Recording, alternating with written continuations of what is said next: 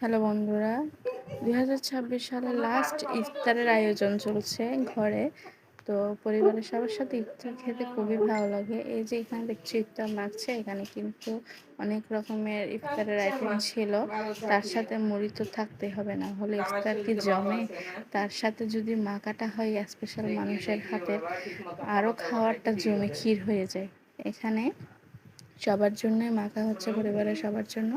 এখানে দেখো শুধু ইফতার না, ইফতারের সাথে আইটেম ছিল অনেক অনেক খাবার। তার মধ্যে ছিল পরোটা স্লাইস করা, তারপর চিকেন, ডিম সিদ্ধ, শসা, আর ছিল খেজুর। তার সাথে তো চস আছেই। এই যে দেখো চিকেন, পরোটা, এগুলোর পাশাপাশি কিন্তু ইফতার সুন্দর করে সাজিয়ে দেওয়া হয়েছে। এগুলো সবার জন্যই ভাগ করা হয়েছে। ঘরে যারা আছে সবাই একসাথে বসে আমরা খাবার খাবো। এই যে দেখো আমারটা আমি নিয়ে নিয়েছি, এখানে নিয়ে তোমাদেরকে দেখাচ্ছে কত সুন্দর করে। এই খেজুরগুলোকে লুকে যাচ্ছে, আমি বের করে দিলাম। এই যে দেখো ইফতার এখন আমি খাবো। আসলে বলতে বলতে রোজার মাস শেষ হয়ে গেল। ইফতারও অনেক খেয়েছি, তার মধ্যে আমার মনে হয় এটা সবচেয়ে বেস্ট।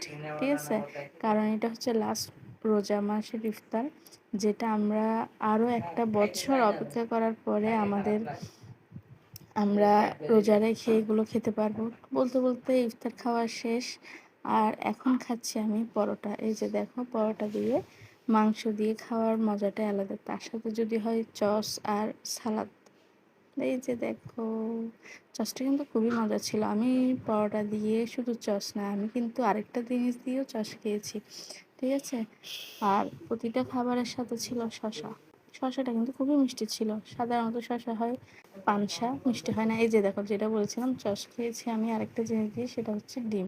প্রথমে খেয়েছি কিন্তু ডিমের সাথে অতটা ভালো লাগছে না, ট্রাই করে দেখলাম আর কি।